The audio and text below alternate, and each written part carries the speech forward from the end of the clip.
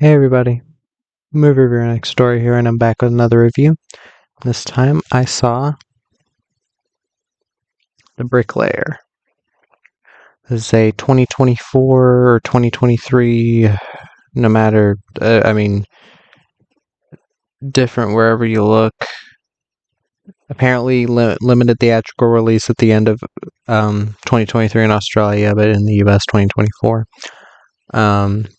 Action, thriller, spy film directed by Rennie Harlan. And it stars Aaron Eckhart, Nina Dobrev, Clifton Collins Jr., Tim Blake Nelson, and Oliver Trevena. In this film, someone is blackmailing the CIA by assassinating foreign journalists and making it look like the agency is responsible. As the world begins to unite against the US, the CIA must lure its most brilliant and rebellious operative out of retirement, forcing him to confront his checkered past while unraveling an international conspiracy. So, what did I think of The Bricklayer? Well, this is one of those films I don't hate. I think it's decent enough. It definitely has an overly long running time. And the story is incredibly generic. But this kind of feels like the type of film that the premise would work best in a short film. And I'll talk about that. But let me get to the cast. Aaron Eckhart plays Steve Vale. He's a bricklayer. He's a CIA operative, or an ex-CIA operative brought back into the fold, that whole thing, one last job. Aaron Eckhart has been making a bit of a recent splash in the direct-to-video circle. I think he's going to be in an Isaac Florentine film. He's got quite a few films coming out in the future that I'm very much looking forward to. There's one called Chief of Station, directed by Jesse V. Johnson, starring him, Olga Kurylenko, and Alex Pettyfer. I'm definitely looking forward to that. Two films that I will say were in this direct-to-video thing that he has been in. He was in Line of Duty from Stephen C. Miller, which I thought was a pretty fun action film, pretty impressive cast. And Muzzle, which was more of a neo-noir, like dark neo-noir crime thriller, but very violent, very effective in what it's doing, and I think Aaron Eckhart gave a pretty great performance in that. I think he gives a good performance here. There are times where he goes a bit too much into the gruff voice thing, but never so much as Christian Bale did in the Dark Knight movies.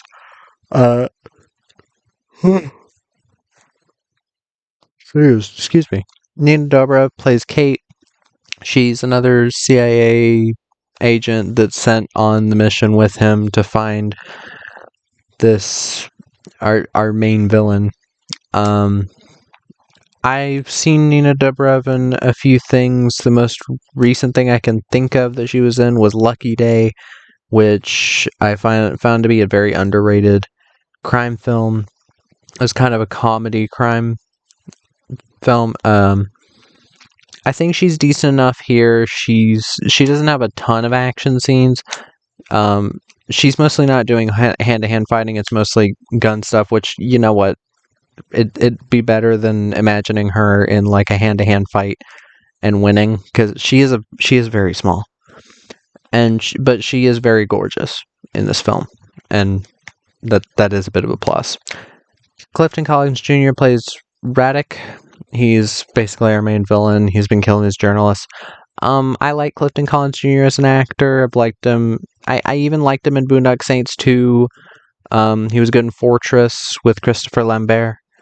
But yeah, he works here. He doesn't have a ton of screen time, but he still works as a villain. Tim Blake Nelson plays O'Malley. I think he's the CIA director. He's there. Tim Blake Nelson was also in Angel Has Fallen, and he didn't really make much of an impression there. He's not a bad actor. He just takes a lot of these roles. And Oliver Trevena plays Patricio, who's an old war buddy of Aaron Eckhart's character Vale. He's fine. He's fun enough. My main issue with this film is that it is insanely generic. There's not really that much to separate this from the slew of other spy thrillers.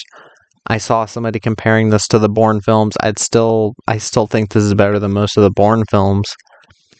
But that's not saying a lot for me, because I just straight up hate the first Bourne film. I think the second one is okay.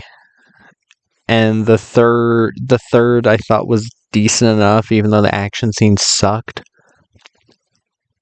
I think Bourne Legacy was my favorite, mostly due to the change from Matt Damon, who I don't buy in any of the action scenes, to Jeremy Renner, who I thought worked a lot better. And the action scenes got better as the series went on. Way better. But I think comparing every spy movie to James Bond or Jason Bourne and every action movie nowadays to John Wick is fucking annoying. It's so played out at this point, I shouldn't have to say it, but there's going to be people who compare the fight scenes to John Wick when they are nothing like the fight scenes in John Wick. They're not even the same fucking fight style. But, oh, there's a fight at a club. That means that this is ripping off John Wick, which is fucking stupid. But this is directed by Rennie Harlin. Now, if nobody here knows who Rennie Harlin is, he's done some real classics in the action genre. He directed... get this. He directed Die Hard 2, which I know a lot of people love to shit on that one in comparison to the first, but if you look at it for what it is a very intense, very fun, very explosive action movie with plenty of action, insanely well done action. Quite a few action scenes in Die Hard 2 legitimately, for me, beat out Die Hard 1. He did Nightmare on Elm Street 4, the Dream Master, I think? Yeah, the Dream Master, which is one of my favorites of the series. It's a lot of fun. The characters are very much stereotypes, a lot of them, but I still found it to be a really fun horror film and very creative. That's one thing I can give a lot of the Nightmare on Elm Street films. There's also Deep Blue Sea, there's Cliffhanger, Long Kiss Goodnight, which is one of my favorite films of all time. I love that film to death. There's also Mindhunters, which I've heard a lot of people like, Cutthroat Island. This guy knows action. He knows how to make a big bombastic action film that is there to entertain. It's not there to push agendas. It's just there to be fun. Now, what I will say is, this film is fun in parts. If it were cut down to about an hour and a half, I think it would be a bit better. Because this happens with a lot of spy thrillers where they're extended to 2 hours, because that's the big thing with like the James Bond movies. But the James Bond movies usually have insane sets for you to marvel at. The action scenes, especially in the Brosnan era, which I think gave us the best action scenes in all of Bond. Yes, I'm legitimately saying better than the Craig era. I didn't see anything in Skyfall or Spectre that amazed me, to be perfectly honest. And the parkour thing in Casino Royale is impressive, but I just don't think it fit with the tone of the movie. Because the tone of the movie is just so morose and dark and bleak, and I've never been the biggest on that tone for Bond. But this movie, main thing is the story is so insanely played out. It's like, oh, an old friend is the villain, the old friend of the ex-CIA guy is the villain, and he has to come to terms with having to fight against his friend, that whole thing. There's nothing really new here on that end, or on that front.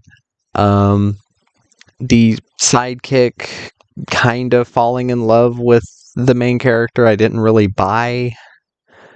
It's not that Nina Dobrev and Aaron Eckhart don't have chemistry at points, but it goes from one scene of her bitching at him to the next scene being her crying about him possibly dying, and it just didn't fit. I didn't buy it. Frickin' and there's the action scenes. Now, I will say this is one thing I can give the film. The action scenes for the most part are very well choreographed. I can say that. Rennie Harlin knows how to shoot action. Just um watch a film like Cliffhanger or Die Hard 2. Even if I'm pretty sure Die Hard 2 is at least respected by a lot of people, but it definitely doesn't get as much respect as it deserves from a lot of people, for sure. Because being the sequel to a film that literally created an entire genre can't be fucking easy. And it gave people exactly what they wanted. I mean, for God's sakes, Roger Ebert hated the first Die Hard and loved Die Hard 2. I don't know if I'd say, well, I might actually agree with him. You know what? I might actually like Die Hard 2 more than the first. I don't know. And don't get me wrong, I like Die Hard with a Vengeance, but I don't know if I like it as much as I like Die Hard 2. But anyways, I'm getting off topic because there's not much to talk about with this film. It's very standard action fare. It has a bit more of a budget than a lot of these direct-to-video films. It has an almost $25 million budget. And again, Aaron Eckhart is doing good work here. His fight choreography, it looks like he actually trained in order to do the fight choreography. He's not using a stunt double.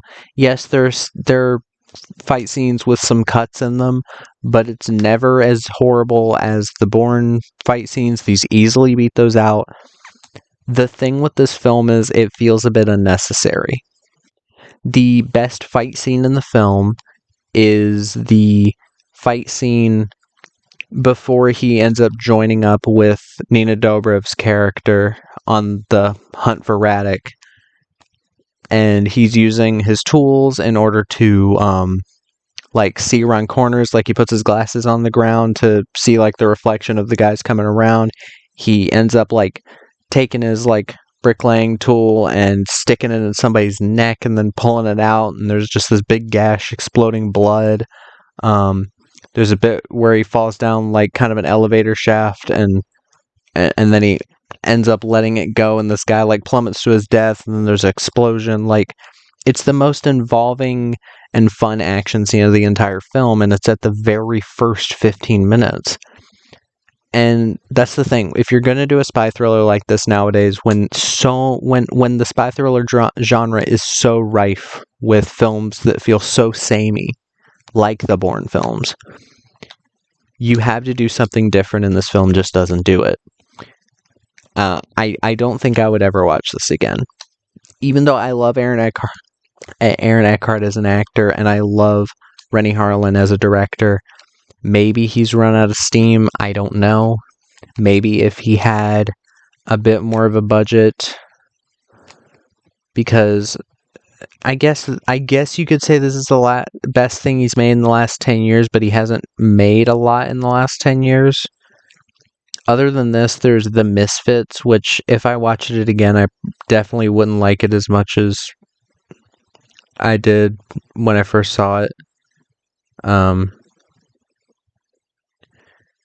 But